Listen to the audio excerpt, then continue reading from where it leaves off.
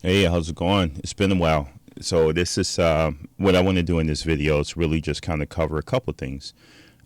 Really just to kind of say, hey, it's been a while. I miss you guys. I miss you. Um, I haven't been posting on YouTube, LinkedIn as much as possible, especially my own content, right? So I've been trying to keep a pace on what's been happening in the industry. I've been working hard in the lab, obviously working on AI, obviously working on Power Platform and all this other good stuff.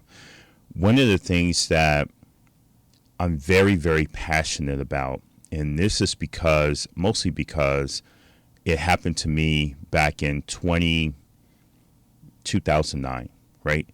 And that is not keeping the pace of what's happening in technology.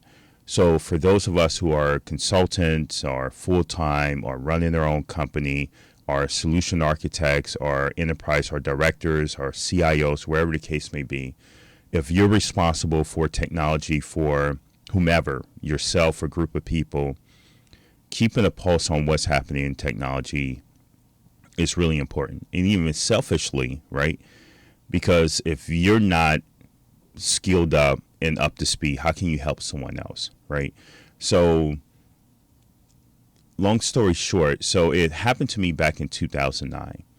And I kind of, my journey was, I started with the help desk like most of us, then kind of moved into development as a junior developer, and then just kind of walked up to, developer, lead developer, senior developer, and then kind of worked my way up to architect, and in some cases, enterprise architect. Even though I love to play in the Microsoft stack, I always had an interest of understanding all the different pieces within the organization and how they fit together. So that's more enterprise.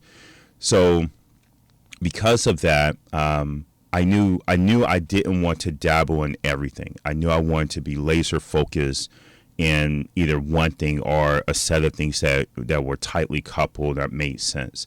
So when I got started as a developer, .NET kind of made a splash, right? We went from ASP to ASP.NET, and that was a huge thing, right? Because that took a lot of those C++ and C concepts and object-oriented concepts into the Microsoft stack. And, for some it was Visual Basic and someone was C Sharp. And because, I took computer science in the university and I kind of was learned, I wouldn't say I had a favorite, even though for most cases, VBA or Visual Basics probably was one of the most popular or probably the least one to get into because if you had COBOL or that type of background, mainframe type programming background, it seemed like that was a natural fit. But for those who were taught with C, C++, whatever, so we kind of went to C Sharp. So I went the C Sharp route.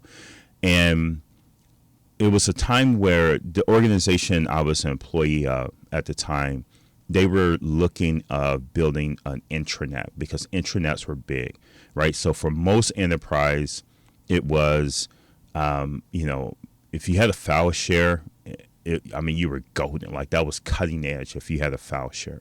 And that was, get all these different documents that are used to collaborate off of individual PCs into a central repository to where people can collaborate. And you had, a source of truth.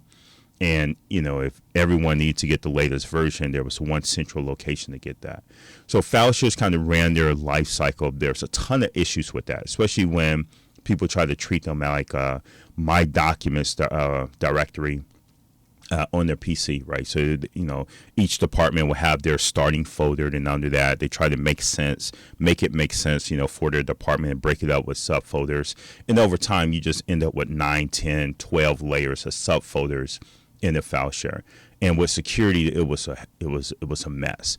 So because of that, because, file shares kind of outran its cycle, the business got more mature, more aggressive, and file shares weren't cutting it. Intranets became the key thing because, unlike, before intranets, communication was really via email. And that was the time everybody would read every piece of email from beginning to end because it was a phenomenon. It was one of those things it was just fancy, right? So, Blackberries was going crazy and all this other good stuff. So because of all of that, intranets took off, and the company I was working for brought in a consulting company to build an intranet, and they were building it on this platform at the time called Microsoft Content Management Server. And unbeknownst to me, it was Microsoft Content Management Server, and it was SharePoint 2001, I want to say. And I think that kind of grew from another product that Microsoft bought. So I don't really understand like the true history, like when it sparked, because I got into the game like in 07, SharePoint 2007. So I think it was like 01 and then 03, whatever. But long story short, SharePoint was meant for collaboration and file management to replace the file share. Content Management Server was to replace the email, like all the communication going with the email. So now you had like this intranet, and the main homepage was like the page to go to. So you had linked to all your applications and things like that you would use on a regular basis. You would have a section that people would post, or usually the communication team or HR. Usually HR was responsible for this, posting news, for corporate news and all this other stuff for people to consume. So it became this thing, right? And then it was a strong push from the top down. Everybody go to the intranet. Everybody go to the intranet. Go, it's on the intranet. It's on. Don't email that to them. Make them go to the intranet. ... So then, the behavior of the organization started to change, started to morph. They started to gravitate. Now, there's a lot of similarities. As I'm explaining this, the light bulbs are actually going off in my head of where we've been with this evolution in the corporate setting, or even business in general, and how AI is starting to repeat itself. Like I said, history always repeats itself, and how AI breaking into the organization and this whole phenomena is starting to take shape. And we've seen this before, and I've seen this before. I've been doing this, almost 21 years in technology. And I was fortunate enough to go to school part-time at night and while working full-time during the day. And I went for a degree in computer science, and I was working at the help desk.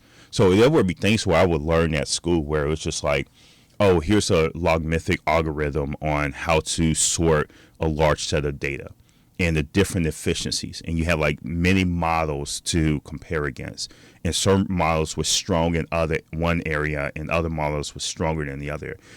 That's the exact same thing we're starting to see with AI, right? So you got some GPT LLM models that are great in certain scenarios, but then you have these other models by like Gemini and Anthropic and Meta AI and so on and so forth.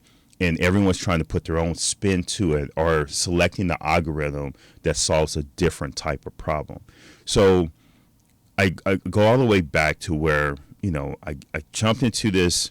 I started on the help desk. I was a junior developer. And as I was a developer, they brought in this consulting company to spin up the intranet, Content Management Server. And at that point in time, I was doing like .NET and Content Management Server. Most of the time, you had to customize it. Like you had like a platform to help you organize. And this is where site collections in SharePoint came from, because they had this concept in Content Management Server. It was almost like you had like this tree or this container. They had like all these pages, and each page can have sub pages. And for those containers, you can have siblings, right? And each one can kind of take shape on their hierarchical structure. So for us, the top node was the main homepage. The sub node, level 2, was where your department started. So you had Department A and all of its pages, and then this sibling would be Department B and all its pages, and so on and so forth. And that's how you built it out. And usually by the time you had it built out, as an admin, you could see the whole tree. And as a user, they were meant to use the navigation to kind of bounce between it. But really, it was just a sea full of pages, very similar to what WordPress is, right? So from that, I don't know if I looked on the market or how did I stumble across that, like this was the demand. But I saw how when that consulting company introduced Content Management Server to this company, that how the light bulbs went off, right? How everyone was kind of taken aback. Like, this is new. This is a game change, especially like the senior management. And that's the reaction that I paid attention to the most. Like, how was the senior management talking about? Was this project talked about during the town hall? Was this project talked about during their earnings calls? Because it was a public trading company. And this project checked all those boxes. So then I was like, wow, this is important. So I jumped into Content Management Server, got very, very good at it. I wanted to learn everything about it. And I tried all this stuff on my own. Then I didn't have the luxury. This is where everything was on-prem. And it wasn't as heavy as SharePoint. Usually you can spin it up with like 2 servers. It was like a front-end server, then there was like a database. So maybe you had 2 front-end servers if you were fancy and sophisticated. Load balance them, and then they kind of all read from this database. But, it had a custom component to it as well, because it didn't do everything. So you had to go in there and customize certain widgets. Like, you had to customize like a news summary, like how you summarize all these pages, how you identify which pages were news pages versus any other page, right? So you had that. So you had this concept of metadata. You had this concept of, building like widgets that would customize them. And that require, .NET code, right? So that was my thing. And I was rocking it for like 6-8 years and got really, really good at it. And I say all that to say, unfortunately, I had to sacrifice nights and weekends. I would have my badge. I had to have my badge authorized for weekend access because I wanted to go in there and start working and really start understanding, bringing this thing apart, trying it with different use cases.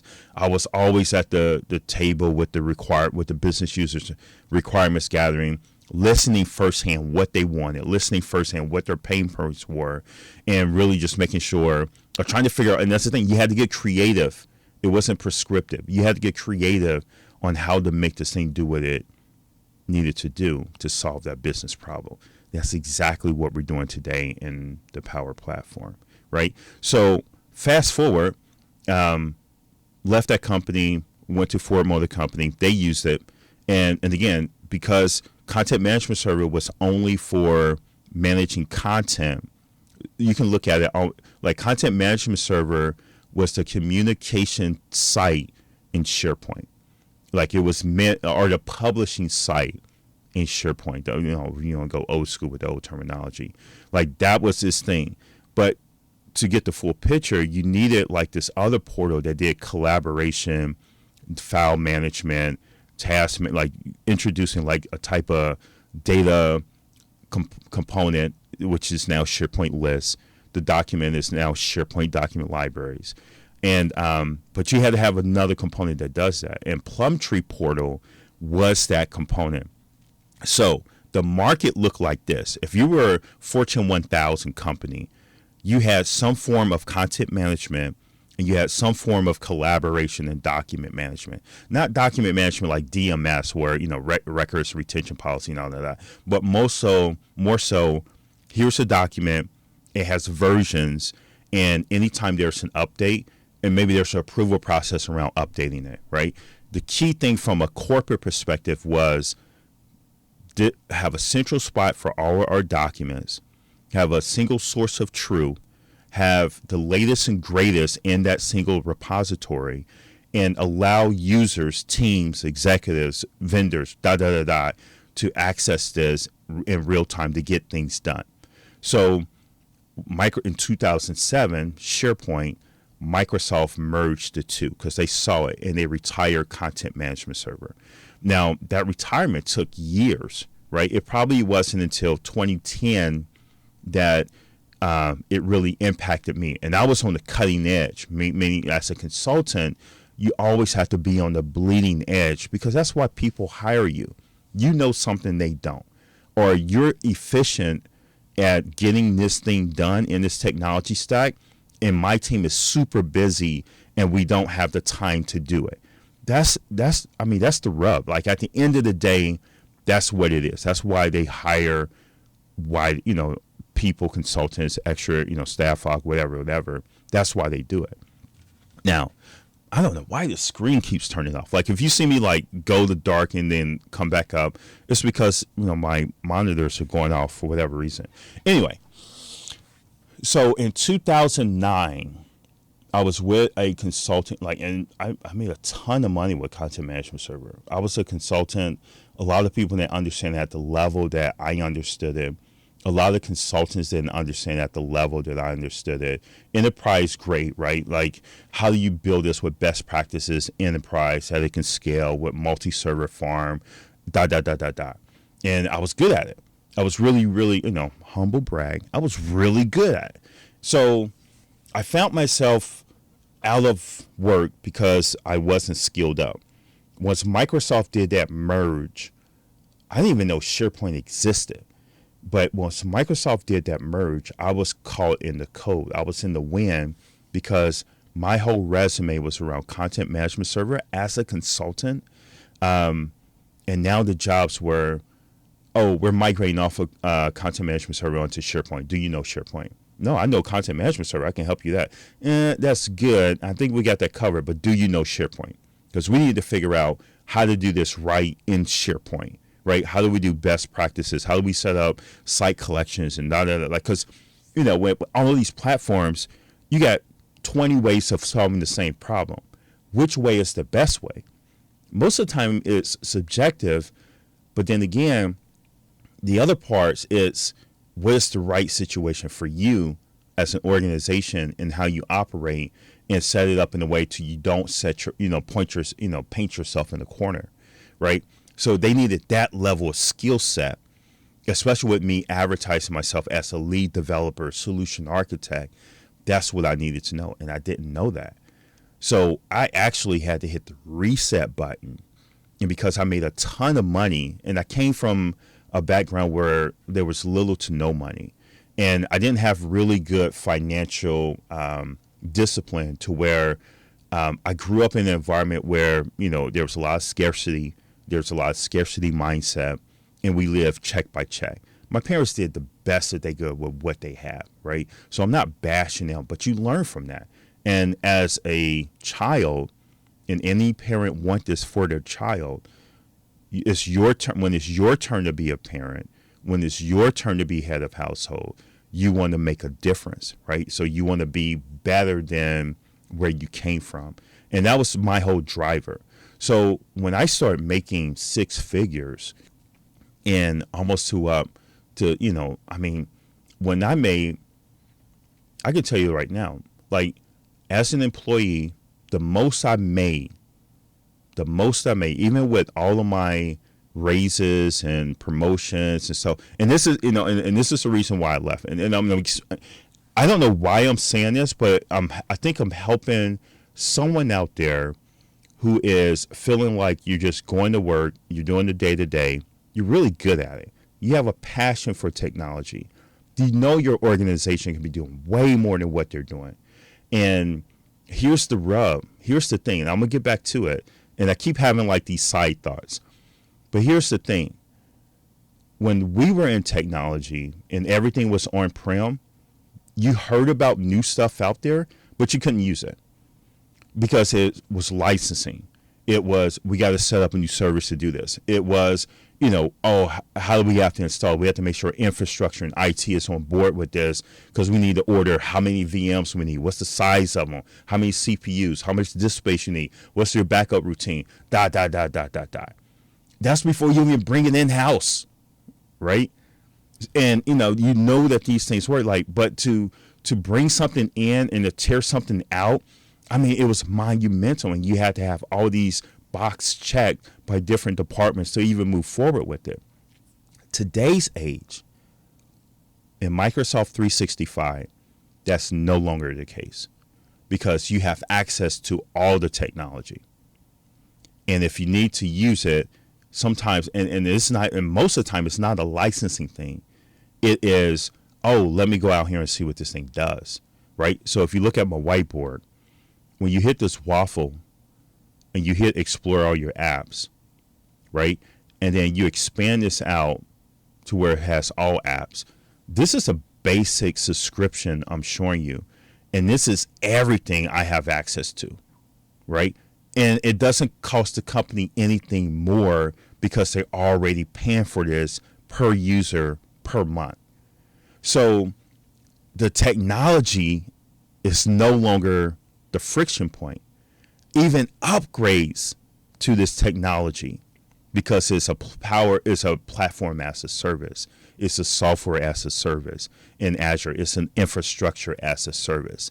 So dealing with the latest and greatest is no longer a problem. This is the game that we're playing in now. The board is totally different.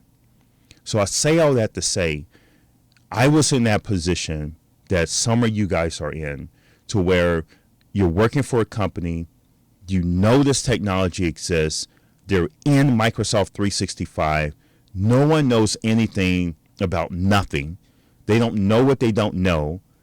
In some scenarios, the decision makers are hard-headed, right? They're stuck in their ways. They're not being innovative. They're not looking towards the future.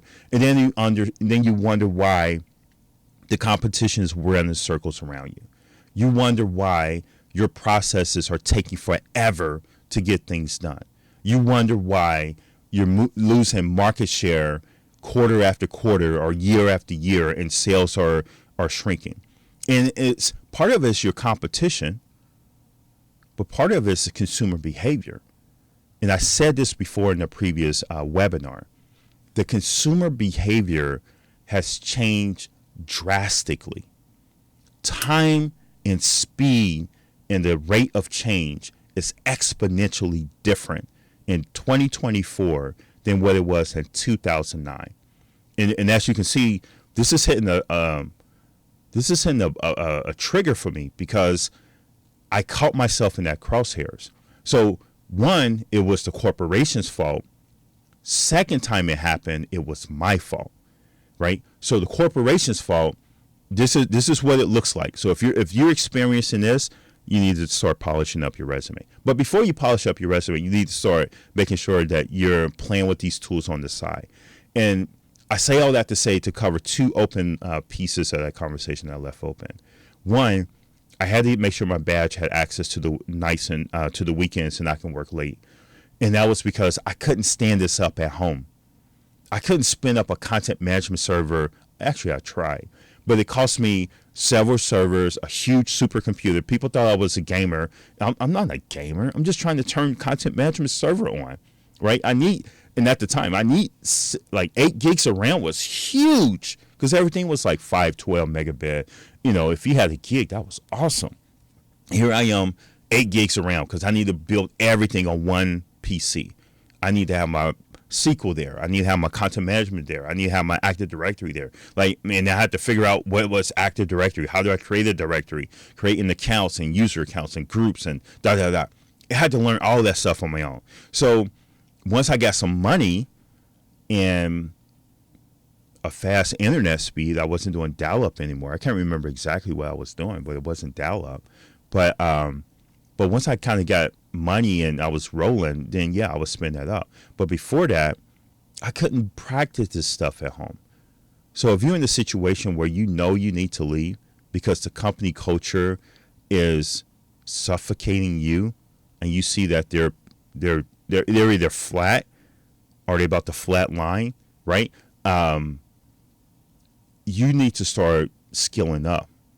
And in today's age, there's nothing stopping you from getting smarter and better in any of these technologies, because you have access to free tooling, developer program, Office 365 developer program, or Google search Microsoft 365 developer program, whatever it is. Go through that wizard, get you set up, get your own Microsoft 365 tenant, right, for free, 25 accounts, E5 licensing for free, and you have access to everything you need. And we're going to walk through in this next video. This is actually becoming way too long. We're at 24 minutes, and I even get into the thing I wanted to talk about. But when I so in this next video, when I walk you through the 4, I think we're 4 or 5 technologies that these are not products, these are technologies, meaning that there's going to be several products needed to pull this off. When I walk through those, there's zero excuse because money is not a thing. Money is not an issue because everything I'm going to show you is free. Zero excuse why you can't learn this. And your teacher is going to be YouTube, right? And it's going to take time. Like you know how to learn from YouTube. If you're watching my stuff, you know how to learn from YouTube because I only attract a certain audience, right? I only attract go-getters. I only attract the modern professionals, the ones who know, kind of get a sense of where things are going, and they run ahead to make sure they're there when everyone else starts to show up, right? We're the ones that go in and turn the lights on. We're the ones that go in and open up the doors and raise the windows in this empty conference room, in this empty room, and we're waiting for the masses to show up. But in the meantime, we're skilled up, so by the time they show up, we're on a different level. When everyone starts flooding level 1, we're on 3. Those are the people I talk to. Those are the people I attract. Those are the clients I love to work with. Those are the coworkers I gravitate towards, right? We're the modern professionals, right? Anyway, so I say all that to say, you can learn this stuff on your own, so there's no excuses there. This is what happened to me where I told you it was 2 times that my career took a dip. I didn't crash and burn. It took a dip. First time it was the corporate's fault. The second time it was my fault. The first time, corporate, dedicated, super dedicated, like working harder than anyone on my team. When it came to promotion time, I wasn't being recognized for the work I was doing. Yeah, you get attaboys and stuff like that. You know the things that they like. Someone can send an attaboy to Deshaun because they helped him with it. I mean, that helps with the company culture, and that's appreciated. Like, I'm not bashing it, but at the end of the day, it's title, money, and the responsibility. Attaboys are nice, right? That just lets me know that I'm going in the right direction. But if you're not promoting me, and here's a hard promotion, we're team members. Oh, Deshaun got promoted. Now you report to Deshaun. That's a different game. That's a different dynamic, right? That's when your friends become haters, or that when your friends like, you the boss now. We can't have lunch with you. What are you talking about? So that never happened to me, but I've seen that happen, right? So when it came to promotions, when it came to performance reviews, I'm expecting, maybe I was cocky and maybe I was just out of band, but I was expecting once I graduated and I had my undergrad, my Bachelor of Science, and it took me 8 years to get that thing because I went part-time at night. And my history, so I got 8 years of experience from the help desk, working, did my cycles there. And that was the best time. Like that was actually the best job. I didn't learn a lot, but that was the best job because the people that I was working with was super funny. That was The Office. You ever watch that series, The Office? That was The Office before The Office came out. It was absolutely hilarious. That was the best time. Oh my God. I'm just cracking up now. Oh my goodness. That was the best time. Anyway, but you can't stay there, right? Everything has a season. Everything has a moment. So I graduated from there and I moved to a totally different department where they actually started to develop the apps and develop the solution. So actually the things that we were supporting on the help desk, I went to the team that was making that mess, right? So that's where I went. So I went to that team, and as a junior developer, worked up. And again, here's the thing. So, sorry, I'm so going off of tangents, but I love this stuff, and hopefully I'm helping someone out. Performance reviews, I would get a bump, and a bump, bro, like a bump was like $1.20, and that was huge. You thought you were balling if you got $1.20 an hour raise after your performance review. They didn't have bonuses, so it wasn't like, do go, and then come Christmas time, everybody earned this, and you got a percentage of so here's this big windfall, and it gets taxed 55%, which is highway robbery. But it wasn't that. These were merit increases. And if you were above exponential, outstanding, you got above the average bump. And the average bump on most cases was 35, 45 cents an hour. Bro, killing me. Killing me. I mean, now that I look back at it, and that's the thing, you fought so hard. You appeased so much. You sacrificed so much. And at the end of the day, it was, I mean, the best you can get was $1.75. And you would get, and that was jumping 2 levels. That's not a next level promotion. That is, oh no, you're awesome. Like, you're not junior anymore. You're a senior developer. You jumped 2 levels, bro. But it wasn't, I mean, now that I look at it, it was pennies. It was pennies. Anyway, so if you find yourself that you're getting promotion, you're getting a bump, but you go back to the same cube and you continue working with the same people, and that happens 3 years in a row, and on your review on paper, you're outstanding, right? And if you look at the review levels, you were average, underperforming, good, excellent, outstanding. If you're outstanding 3 years in a row, and yeah, you get the new title, you get the $1.75 an hour, but once I got to the other side, when I got into consulting, I was like, it's over. So after that, it was just like, no, I got to go. I got to go. This is not working out. So I started looking.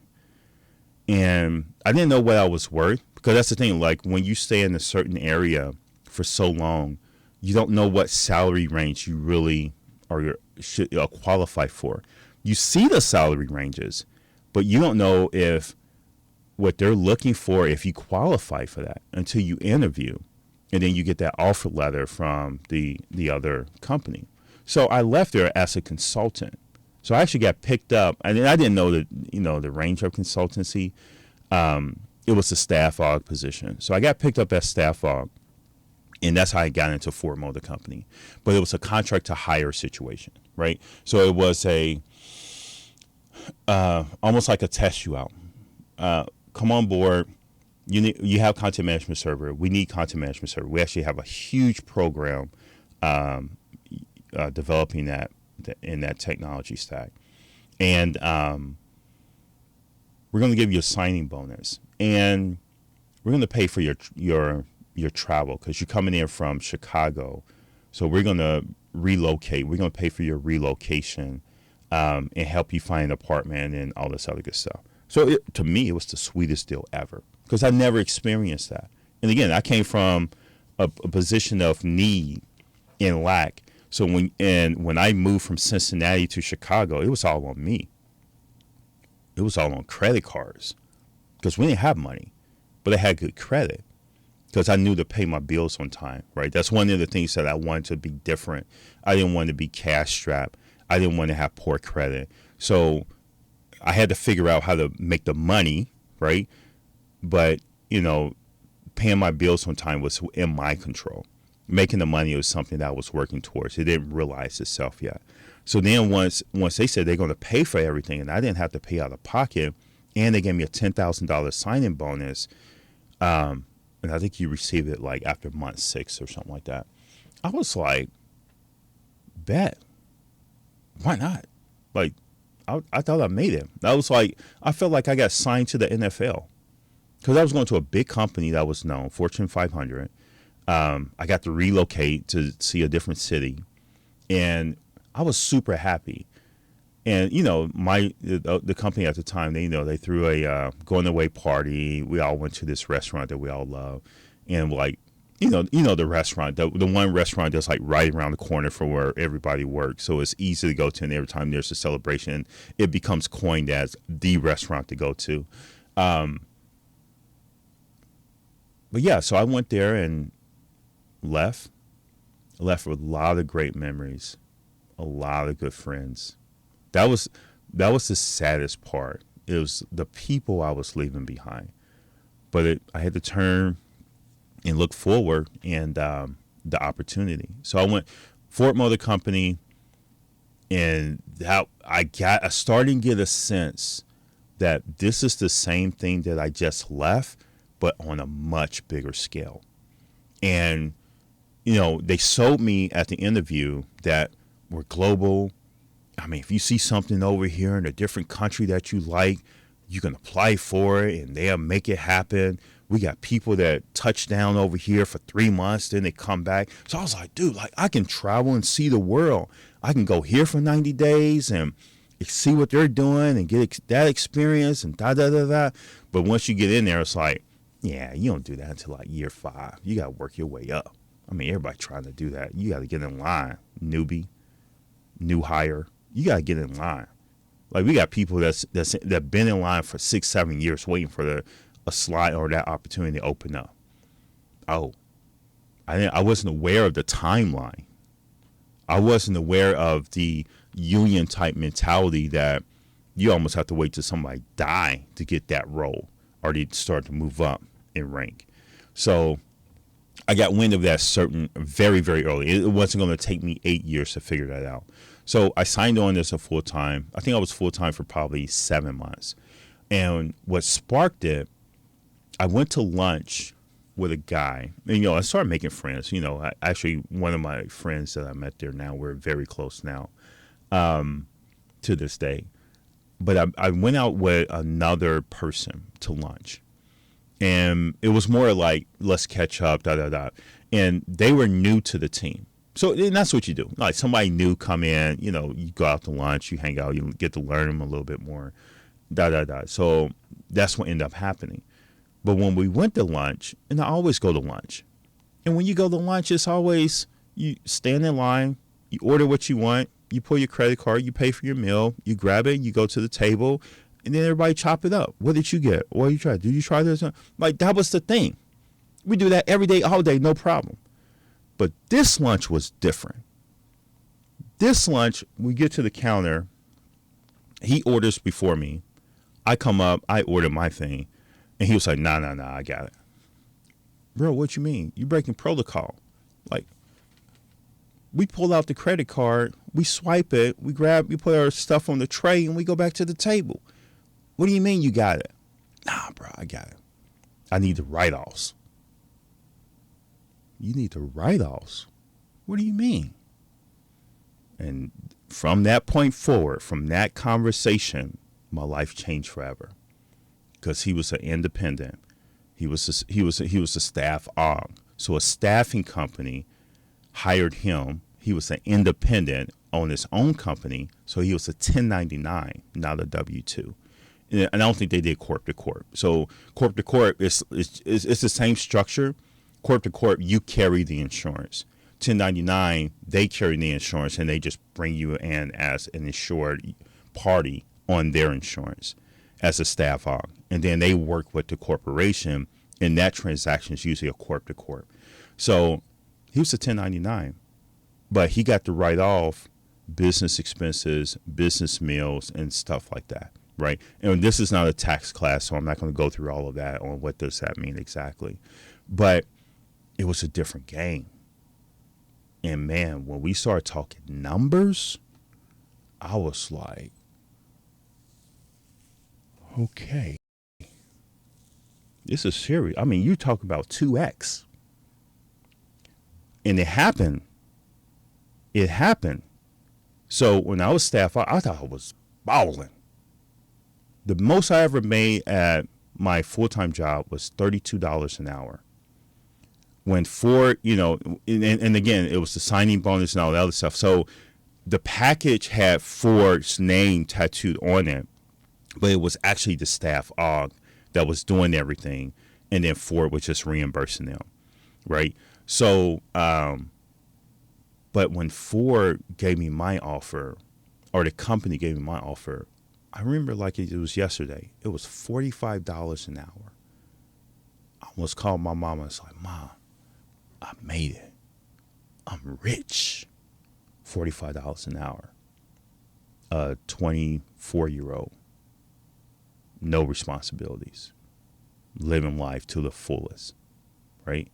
So then it was, I started talking numbers with bro.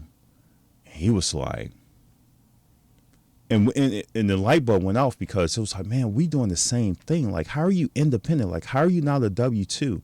Like, how are you not a contract to hire? Like the same thing I went through. He's like, nah, I don't do that. He's like, I'm an independent. I manage my own expenses. I got to get my own insurance. Whoop de whoop.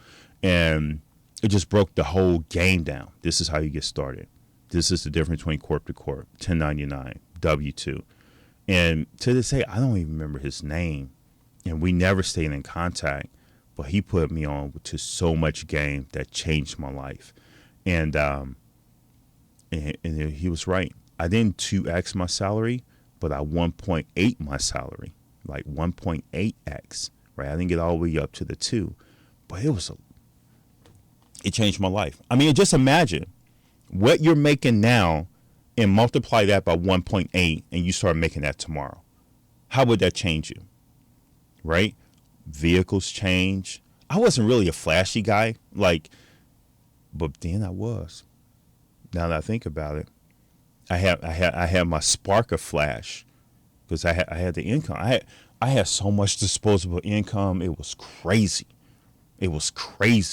Then I started sparking. I mean, everybody in the family started looking up to me, because, and I was never the one to brag. But you can tell I was moving different. You can tell I was driving different. You can tell I was spending different. And it was like, bro, getting it. He up in Detroit, getting it. So I left there, and then I started my consulting career and all this other good stuff. But again, just rewinding. I mean, that's the end of that story. But just rewinding. I did all of that with content management server. I built a lifestyle. I bought my home. We had so much disposable income that we had to fill it up. It was like, what are you going to do with all this money? Spend it! Because I was naive. I had a scarcity mentality. So that's pretty much the end of the story. The rest is history. But I got caught blindsided building that whole infrastructure, that whole lifestyle on one skill, one set of technologies. And all my eggs are in one basket. And I'm not saying putting your eggs in one basket is wrong. But understand when that basket is about to expire and there's a new basket you need to start moving your eggs over to. So keeping everything in one basket, I don't think it's a bad thing, as long as you're really good at it and it's in high demand. Because from my experience, the better you are at something above average, and I shoot for outstanding, like that level of excellence sticks with me. Am I performing or am I underperforming? And that line is average. This is what everyone else is doing. Or am I good? I mean, you're a little above average. Or am I excellent? Like, okay, you're significant. Like, when people talk, like people who are on this line, when they talk to you, they give you your kudos. So like the rap verse says, your favorite Young Jeezy, Dr. Young Jeezy. I'm your favorite rapper's favorite rapper. Like when you get that status, you're excellent. You're excellent. But we don't stop there. Not the modern professionals like you and I. We're outstanding. We stand out. When we hit the table, he's different. When we talk, because we know this technology, and this is not a character thing, this is a skill thing, and no one can take that away from you, right? Regardless of religion, creed, color, ... No one can take that away. You know what you know, and you prove it, and you can get the results consistently. That's the thing. There's no one-trick ponies. Consistently, you're getting results, and you're building a name for yourself. And when other people in the game talk to you, they give you your kudos because they know the difference, and they know the I want to say not the delta, but they know, that small difference, that it factor, and they hear it in you because they know what they know. And when you start talking, it's like, oh, what I know is average to them. They're on another level. That's outstanding, and that's what we shoot for. So anything I did, I tried to be outstanding with it. So it was content management server, stayed in there too long, fumbled, went over to SharePoint, took some time to ramp up, then got to that level where I was at my cruising altitude. Now here today, in May 2016, things changed for the good, but they'll never be the same. In 2016, May 4th, where Microsoft had this huge conference. I think that was the first time they did something virtual. But this was, this is like, I'm watching this now on Netflix. Don't judge me. But this was like the OJ trial. Like when the verdict was about to come in. It was, hey, we got a verdict. And you see how everybody got glued to the TV? People in Times Square, like, time stopped. Time stopped. That's what this was in the corporate America. In May 4th, 2016, Microsoft did three things. They confirmed their path for, back then, Office 365. Now you can migrate SharePoint from on-prem to the cloud. Also, to turn SharePoint on is not as ugly as it used to be in 2016, 2013, 20, help me out, right? Because now that's the thing. That's why we customize master pages, page layouts, That's why we had to go through all that just to turn it on and for it to look decent. Like you got a company, to turn that thing on is $50,000 minimum.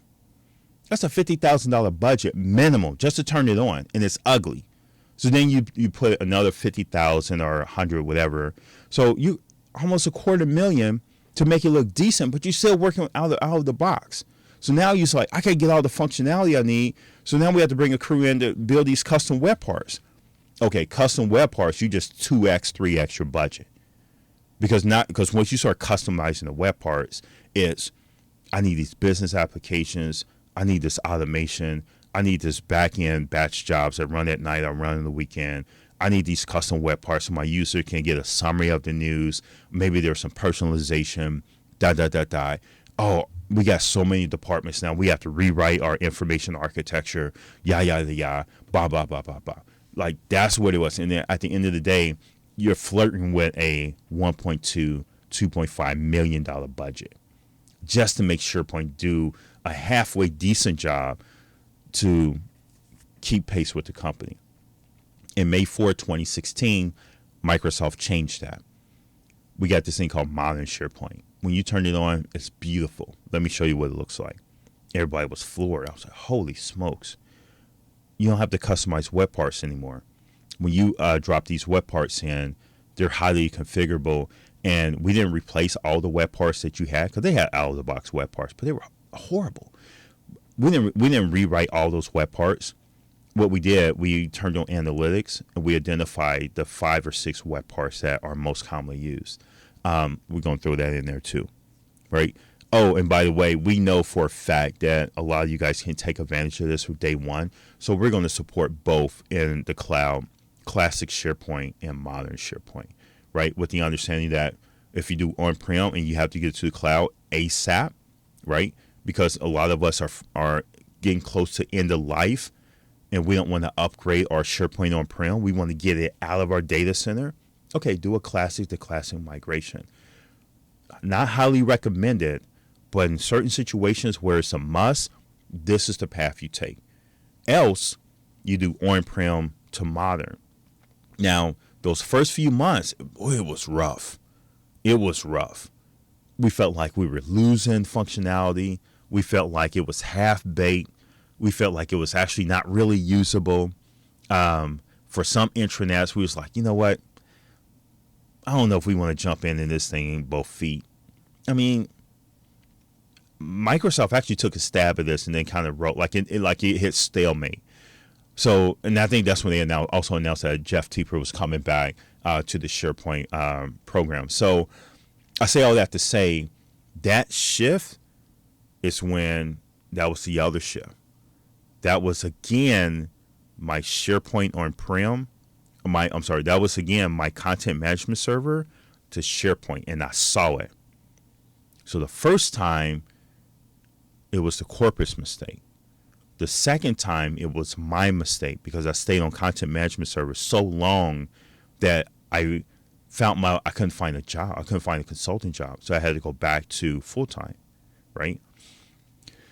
So now, once I went full time, got my weight up in SharePoint, I jumped back into the consulting game again.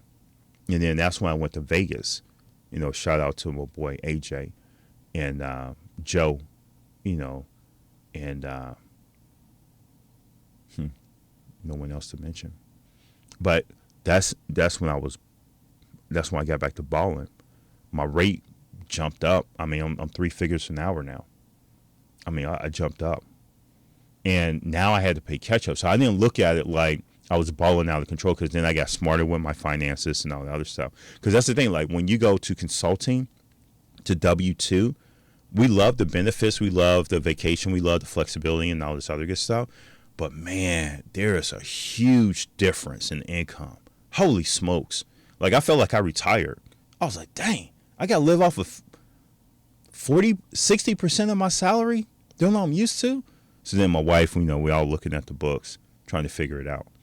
And we made it happen. So I was there for like 18 months, learned as much as I could, became very good at it. It's the same deal, making sure my badge had nighttime and weekend access, studying, getting it right, studying, trying this, study, got my weight up. Okay, it's time to bounce. It's time to get that money. So then I left, got my first gig, went to Vegas, first time in Vegas. So Vegas itself, it was just like, what, y'all do this?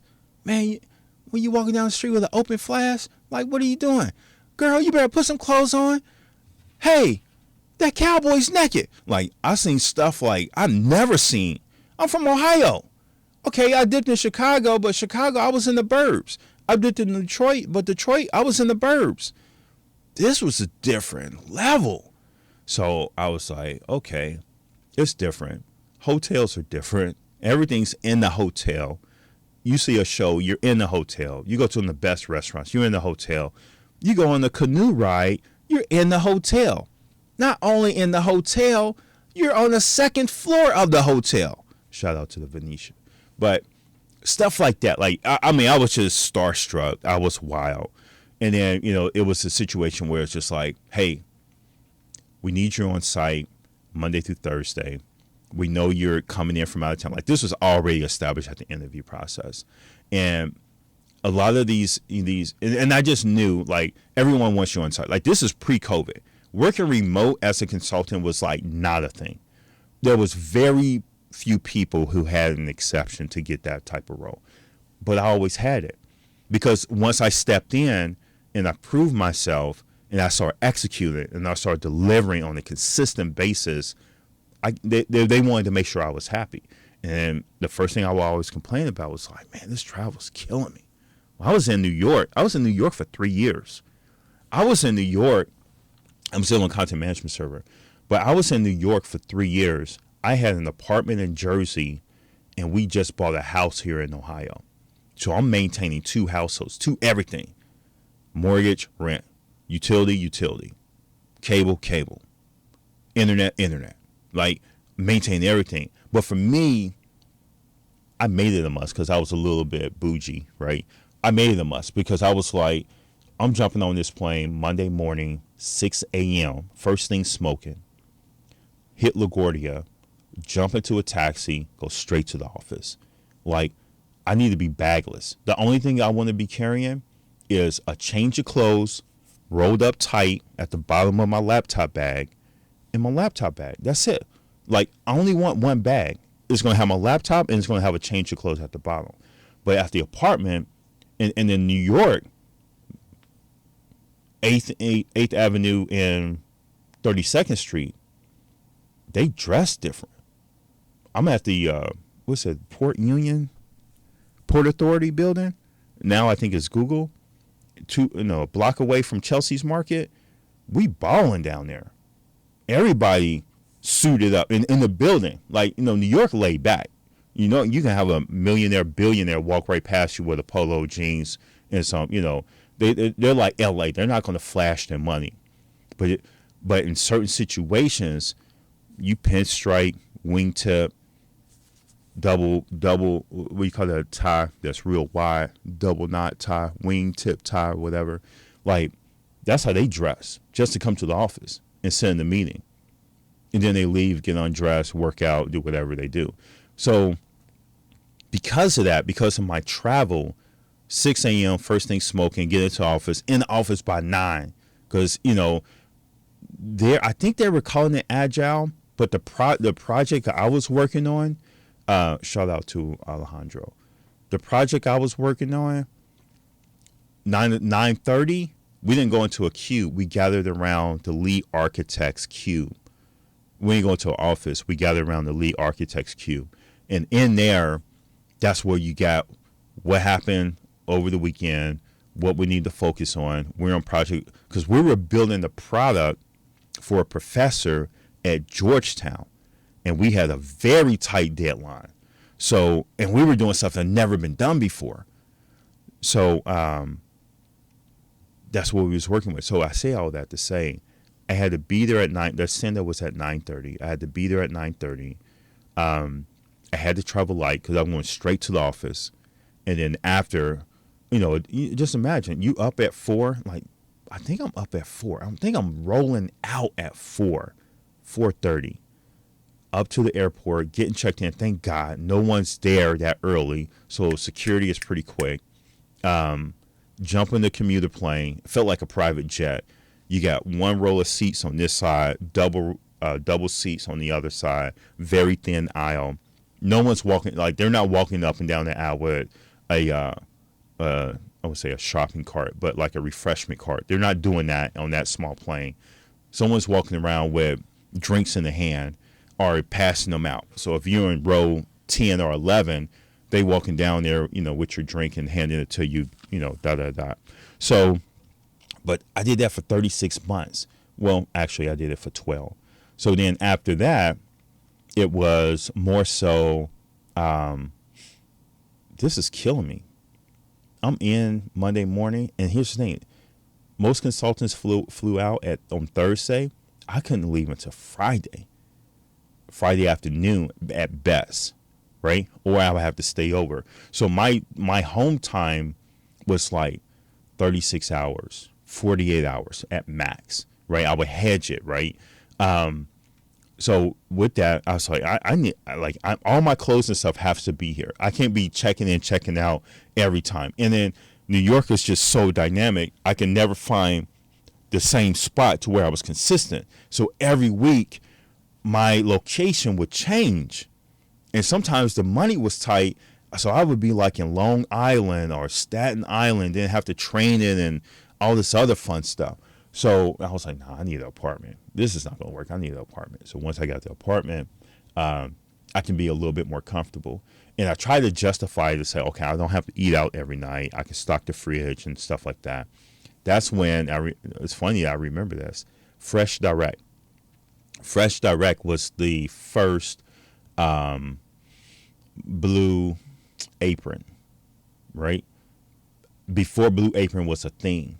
Probably before they were getting their first round of funding. Like Fresh Direct was the thing. And they would bring your grocery like Instacart. That's probably more so an Instacart because it wasn't like meal prep. It was order your groceries, we have it delivered, and then I would just put everything in the fridge. And I would be smart enough, or try to be smart enough, to order enough to get me through the week. But I was cooking and stuff like that. Like I didn't want to spend all the money that I was making. Anyway. So that was content management server, switched over to SharePoint, had to go full time till I got skilled up, jumped back into the consulting game, went out to Vegas. The rest is history. So this changed now, May 16, May 4th, 2016. That day is burnt in my head because what Microsoft promoted as may the force be with you, like it was a Star Trek thing. Or Star Wars. Sorry, Star Wars, Star Trek. I know. I was sorry. A huge difference. I understand. No, don't turn me off. Don't turn me off. I'm sorry. But that was the time that they pivot, and the rest is history. So, wow, we've been talking for an hour, and we didn't talk about anything we need to work with. Okay, so you're just gonna have to tune in for the next video, and we'll break that down. But what's coming up in the next video? Let me bring up my notes real quick. This is what we're gonna do, right? Because you don't want to be like me and get caught in the content management server. All right, 1, 2, 3, 4 pieces that we're going to focus on. We're coming up to the half of the year for 2024. By end of year, you need to be skilled up in one of these and have working knowledge of the other 3. If you can be skilled up in the other 3, or if you got 1 or 2 of these under your belt already and you just need to get skilled up on that would be great. But this is where we're working towards, right?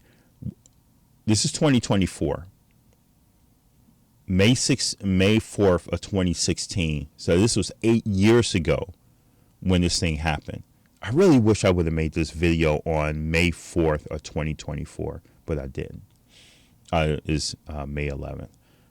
Saturday morning on the weekend. I'm actually about to get some coffee, and then I'm going to make the other video and schedule that. These are the 4 you need to focus on because Microsoft is mature. The cloud is here. It's been here. Everyone's migrating to the cloud. There's still a lot of work to get done, right?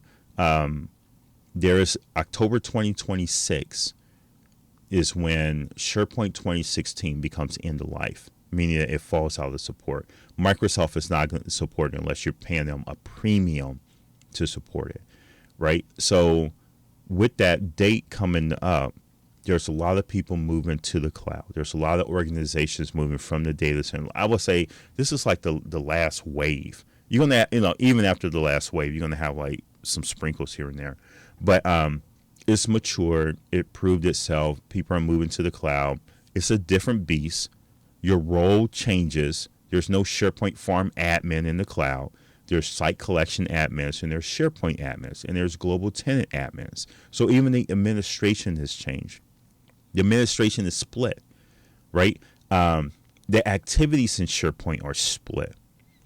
On-prem, we did everything in SharePoint. We managed departments. We managed the intranet. We had ad hoc teams form. We managed projects. We managed documents. Everything's in SharePoint. But when you move to the cloud, those fan out, right?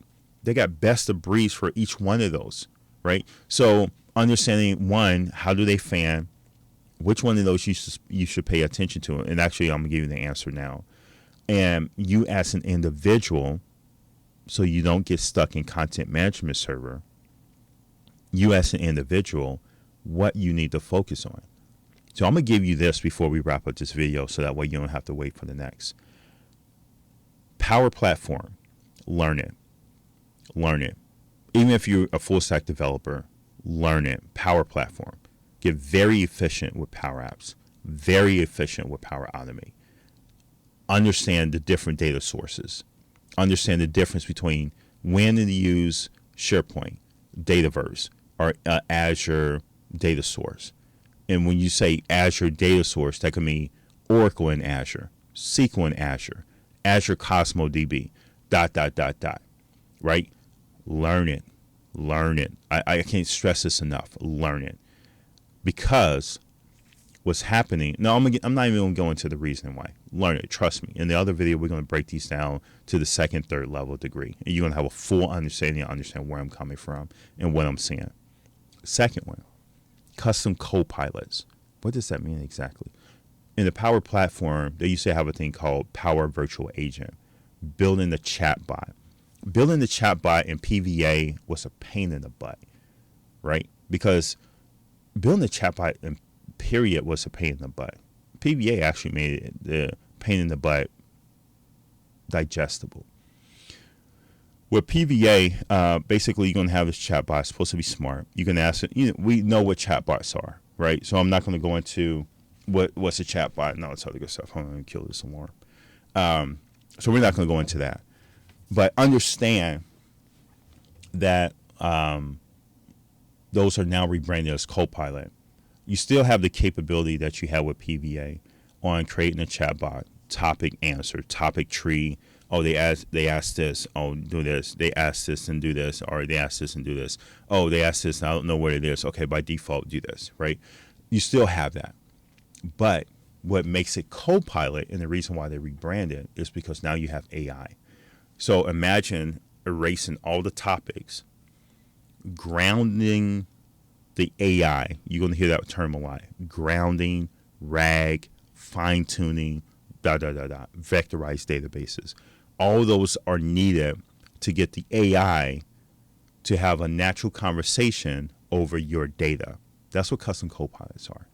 So because of custom copilots, you need to understand how to get the data you need for it to AI query over in natural conversations.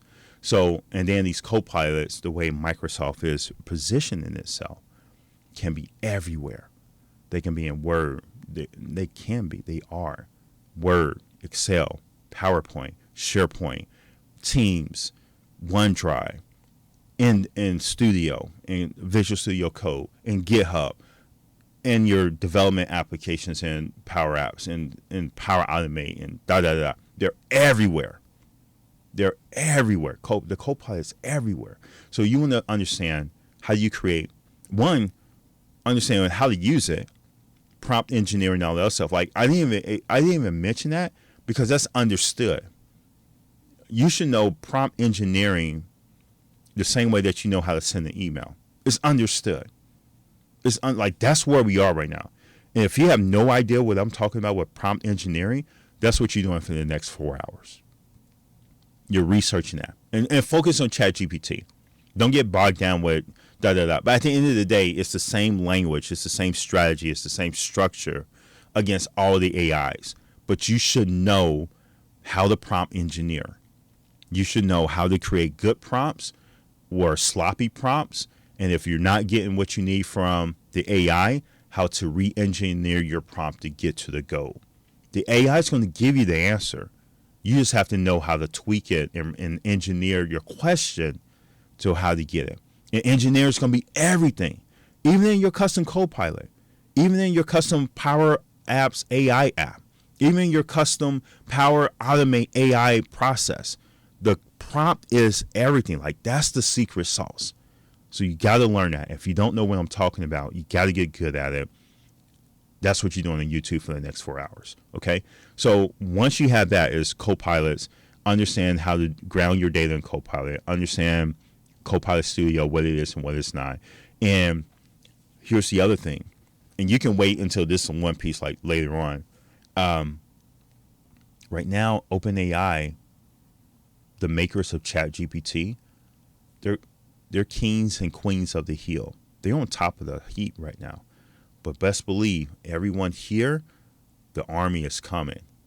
Google, Metaverse, Tesla, Amazon. Like everybody is throwing money at this thing. Like even if they weren't an AI, like Elon Musk. I'm not an AI company.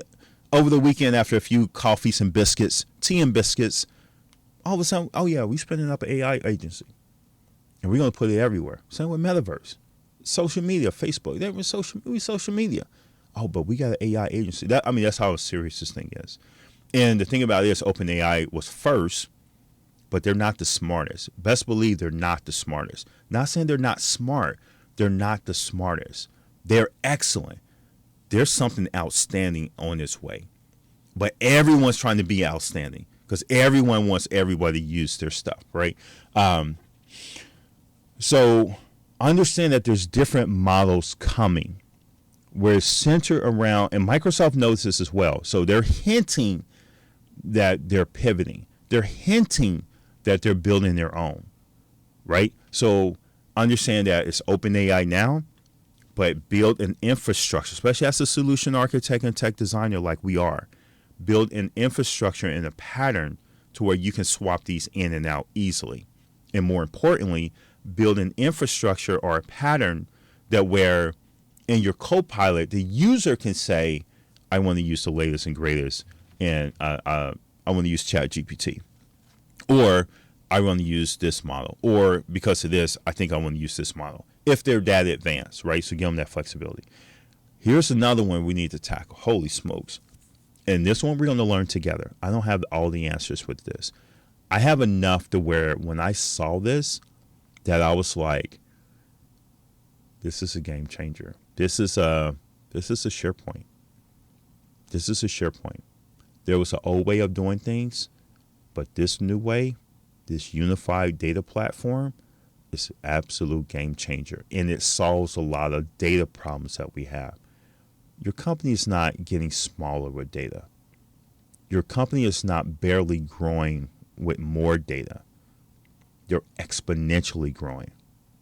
A terabyte of data is nothing.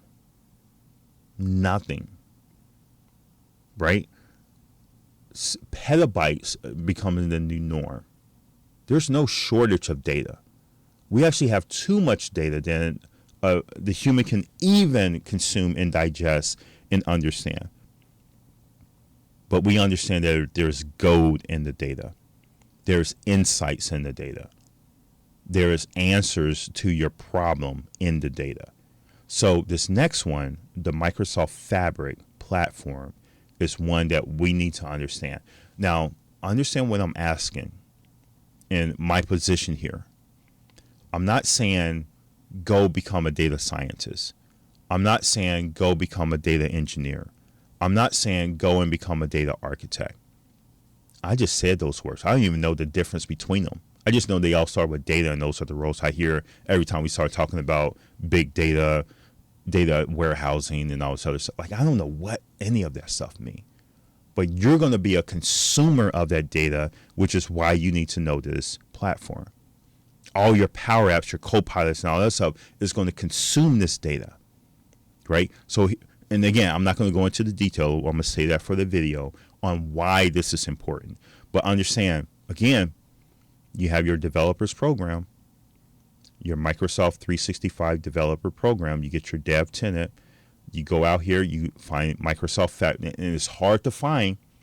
It's very frustrating to get this thing going. So what I did, so here's the trick on how to get started with Microsoft Fabric trial.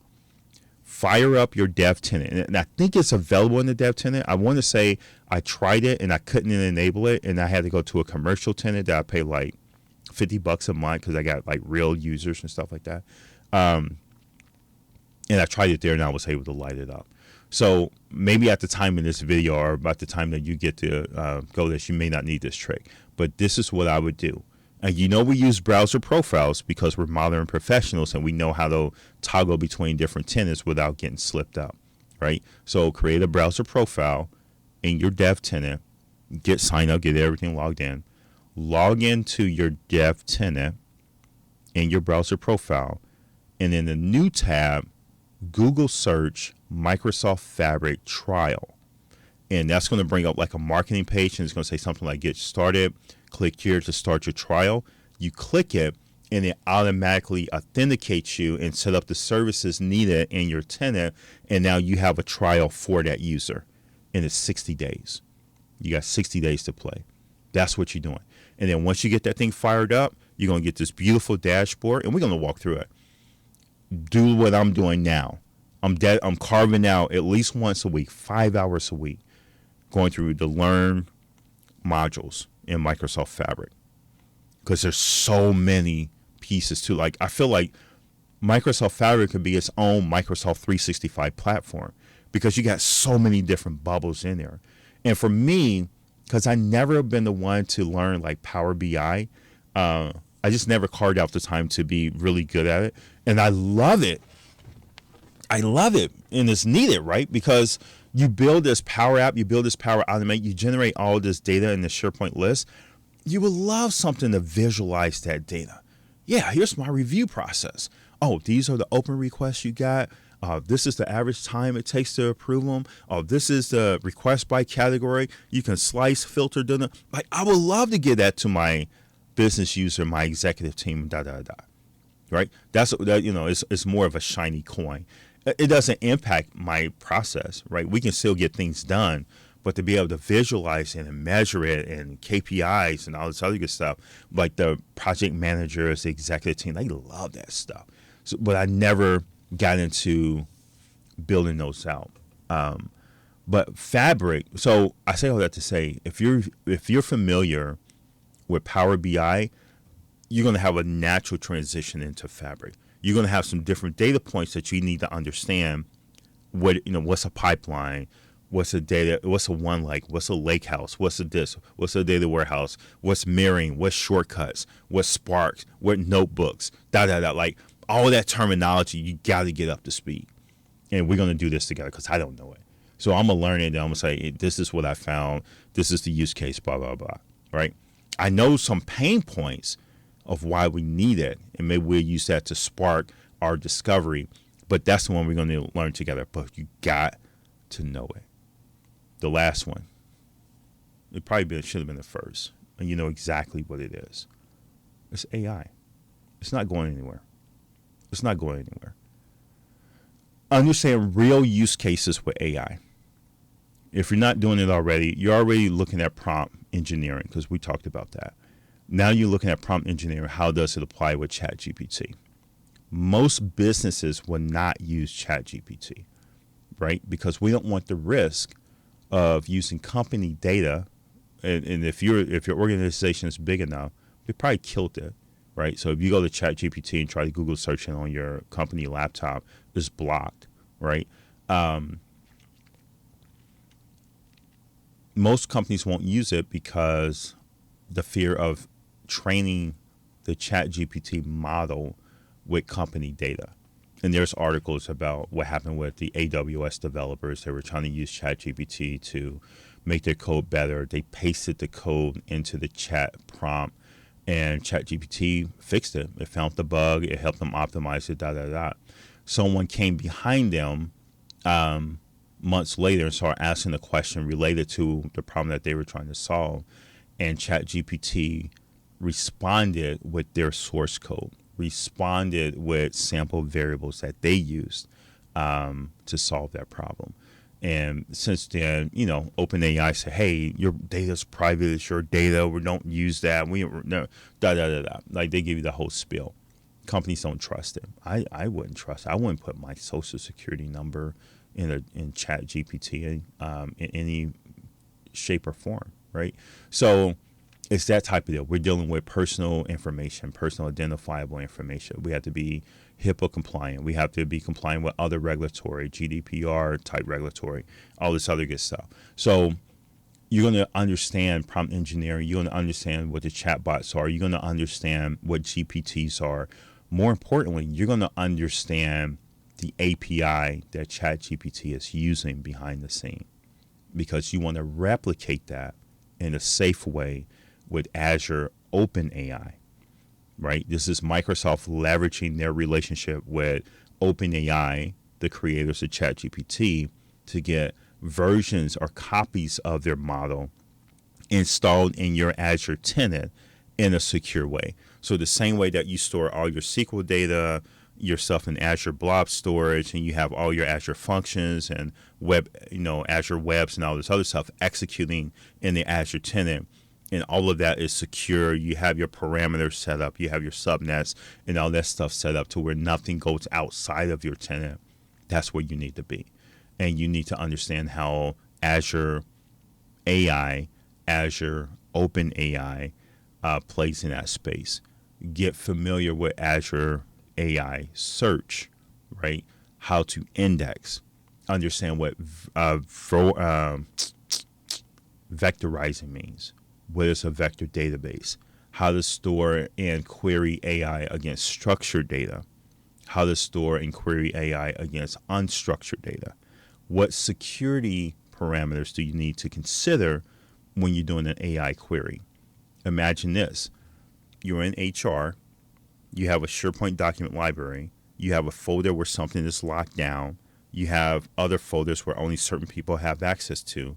Now you want to put an AI on top of that. When you start asking questions, like if you ground the data, if you ground the AI model with your data and you start asking those questions, what is it responding with? Do all of a sudden it answer the questions with information I know I shouldn't have access to because somewhere along the line the security on that document was dropped and it went in as an anonymous document, or everyone had access to that, within your corporate environment, right? Those are the things you have to consider. The other thing you have to consider, you have to learn how to do.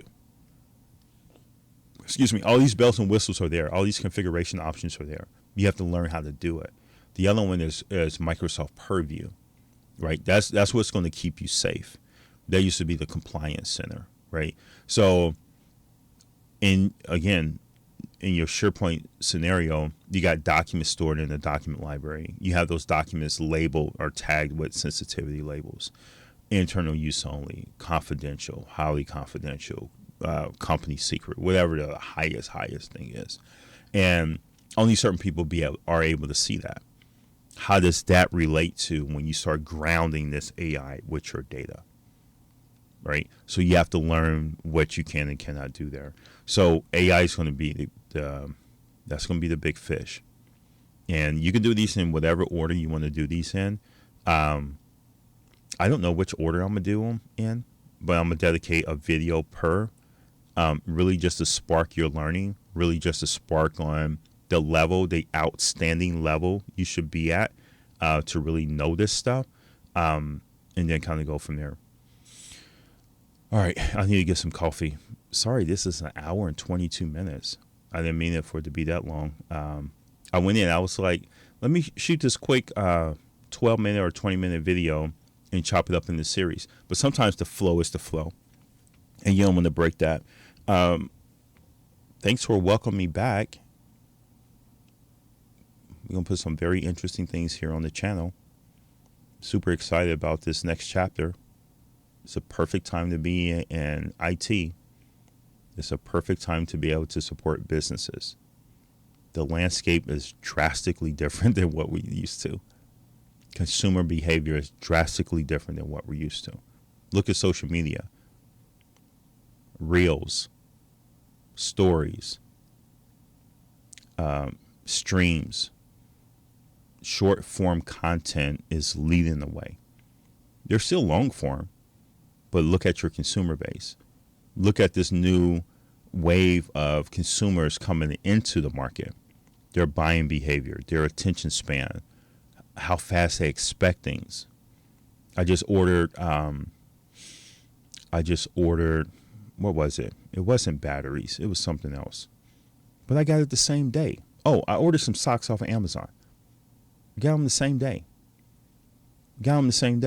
There was an issue over my parents' house where I need to get this foam spray because, we have cavities are open within the walls. So we just went through a renovation of their spot. And I had to fill that up. DoorDash from Lowe's. It was there within 45 minutes. I didn't have to leave anywhere. That's a consumer behavior we're dealing with. During COVID, it forced people to change, but it also sparked some different behaviors of what people expect. My wife loves going to the grocery store. I hate it. I Instacart everything. Sam's Club, Kroger, Target, Walgreens. I'm one of them with DoorDash. Oh yeah, no, I need the pizza from here. I need these wings and fries from here. And I need these bottles of wines from here. My Dasher is stopping 3 stops before it hits me. And I got everything I need. And it's the best of breed of everything that I want. Just like that. That's what we're dealing with. And the new wave of consumers expect that. They expect it. The same way they hate, like I was watching the show with my kids. I think it was on Peacock. You know how Peacock is, for the most part it's free and they make you pay for the ads and the advertising, the commercials that they show in between. They hated it. Why does it keep stopping? Why do we have to keep watching these ads? Don't you have premium? They absolutely hated it. So the behavior is different. It's different. So why are we operating our businesses like it's not? Why are we interacting with B2B transactions as if it's not? Why are we collecting all of this data and can't get to it? Or is so much data we can't make heads or tails out of it to make the decisions we need to make? Get our executive team the information they need so they can make data-driven decisions to move forward in an effective way. Why are we building these processes to automate, right? Okay, we went from paper to fillable PDF. Great job. Congratulations. Hopefully you feel proud, but you shouldn't, right? And from there, you go fillable PDF to Power App. Nice move, right? Here's the problem with fillable PDF, and we're going to talk about this in the Power Platform. This is the problem that you have. Just to put some context on it, because I probably said something people were scratching their head like, why does that matter? Fillable PDF just fills out the PDF for you, but it doesn't save it anywhere. It's still in that file. So all you're doing is hydrating the file and then routing that file through email to someone to review it, approve it, and stuff like that. The fillable PDF is fine to some extent, but it's horrible because, one, I can't measure it. I'm not going to crack open all the PDFs, structure all the data, and then start building Power BI stuff on top of it. I can, but that's like trying to fight a championship fight with one hand tied behind your back. Like, why would you do that? If you can do it right from the get. So instead of fillable PDFs, we do Power Automate. Power Automate does the same thing. Captures the information. It's not going to hold it into a Power Apps. It's not going to hold it into a Power App form. It's just going to collect that data and store it off to somewhere else. Either SharePoint, Dataverse, Azure, SQL, Once it's there, now we're going to route it in for review and approval. So we're going to route it to so-and-so to review it. Yep, looks good. Oh, we need to go to your manager to approve it. Yep, it's approved. Oh, because of the dollar amount, we need their manager to approve it. Yep, it's good. Okay, you get notification. Go ahead about your business. In the meantime, every part of that transaction is stored in SharePoint. I'm going to just say SharePoint. And then they'll start racking up. Now you can measure the process. Now you can look at data-driven insights. These reviewers on average are taking 6 days. How can we tighten this up? And so the question usually start, why is this process taking so long? Then you look at insights. Oh, reviewers, they're taking on average 6 days to get these things approved. Why is that taking so long? Oh, it get lost, or, sometimes the reminder goes to my spam. Okay, do you have a SOP or standard operating procedure that every Thursday you check the list itself? Or when it goes to spam, are you flagging it saying it's not spam so the email or your Outlook gets smart enough and stop throwing it in there? Like sometimes that's just training to tighten things up. Or, you know what, we need to do a better job. Like, it's communication. I say all that to say, if you're not getting those insights, you don't know where in the process things are falling between the cracks and where you need to make your improvements. That's what all this stuff is about. And AI is going to make it smarter, right? And that's what we want to do, is start looking at some real world practical scenarios on how to use AI in the workplace. And guess what? It's not pretty pictures. It's not fancy. Oh, look at my profile. It generated 20 versions of my profile. I got a blue suit in this one. Oh, look, I had a t-shirt in the original, and now I got a white cut, button down collar, Oxford, That's not going to move the needle. The fact that it can generate videos is not going to move the needle. We need real world practical examples on how to use AI that moves the needle in the workspace. That's what we're on. That's the outstanding. Everybody else is good. You're playing with the toy. You're being fascinated by what it can do, how smart it is, how it responds. Okay, once you get past that fascination and you're wild and wooed, how do you move the needle? That's what we're on. All right, I'll see you in the next video. Take care of yourself.